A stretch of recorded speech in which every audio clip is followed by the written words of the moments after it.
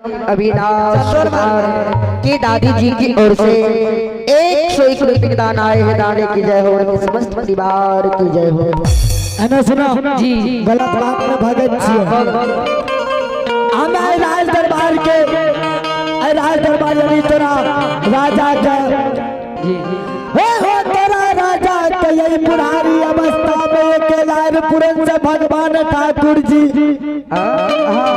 जोरा संतान को आए दुनिया आए गौ समाज में देखे वो जे भी माँ बहन के गर्भ से पुत्र पुत्री बेटा बेटी संतान के जन्म हो जी ओकरा दरवाजा पर एक न एक दिन भाट बमरा पहुंचे और खुशी से दान मांगे छे और खुशी चले छे चल जाए छे। जय हो सुना हां बोलो आए हम तेरे राज दरबार लिया तेरा राजा के बेटा भेलो जा ओकरे खुशी से दान मांगे लिया राजा और हमरा खुशी से दान करता है जी हमरा पता छे। सुना जा तू राजा के राजमहल जा और कहियो अपना दरबार में भाट बमरा आइले ओकरा की करबे राजा साहब राजे साहब तोरा आवाज देता और ऑर्डर देता जाओ तब तक बैठे छियो बैठा है ठीक छे। ए लागे छे जमीन रजिस्ट्री करा लेते राजा के। बाप रे बाप कहै छे दान मांगे ले ए चश्मा जे छे ना 9 लाख में लेलिए। हां देखो ने तिलक बदल के रहे बटवा कमरिया के रूप के देखो पहले धर्मराज बाबा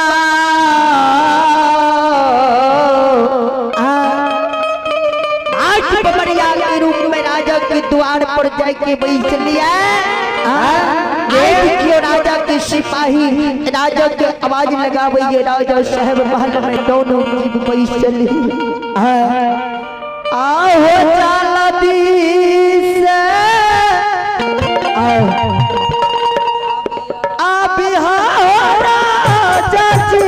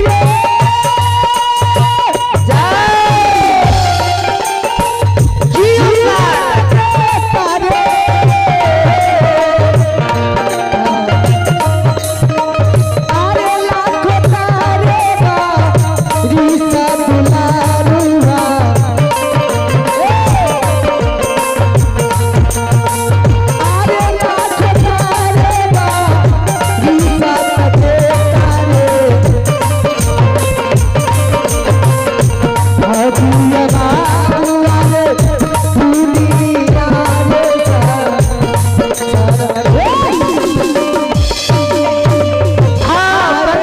प्रणाम राजा जी। प्रणाम प्रणाम 1000 बेर प्रणामे होइ छै। ए यो बाबा प्रणाम करना है कोनो अथी नहीं छिए, फेरो कर ले कोनो घाटा थोड़े ना घाटा। बुझे सुनी, जब तू जाने छी कि हमर मालिक आबे छै चंद्रभाल मुकुट ओकर बैसे के लिए आसन लगली कता दिया तू ठेकेदार थोड़े छो। ए हो बाबा लगे छै सौसे एक कट्ठा मार लड़के ये बाप रे बाप। ए राजा जी सुनो ना, इधर सुनो तोर सिपाही आसन लगली तोर नौकर थोड़े छिया। ओ बाप कहै छै तोहर नौकर छिया, हम तोर राजा छियो। ए पीना छोटा हमरो छै।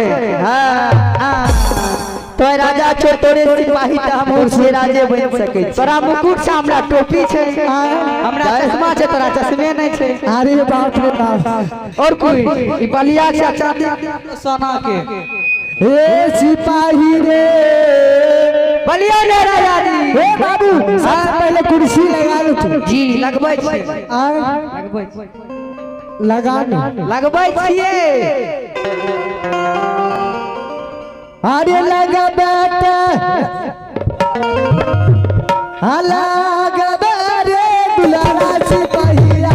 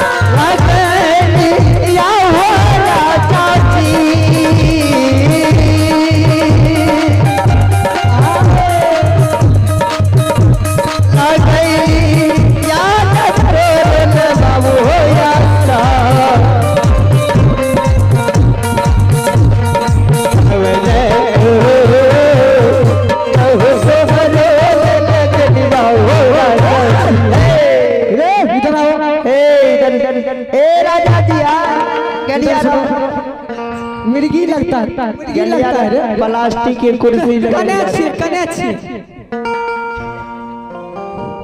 हम तक सौर बाजार पार करे वाला रहिए, बख्तिया जाए वाला रहिए। गाड़ी तो को सलेंसर गरम वाह इधर सुनो अरे डायरेक्ट गाड़ी भाग बगल भाग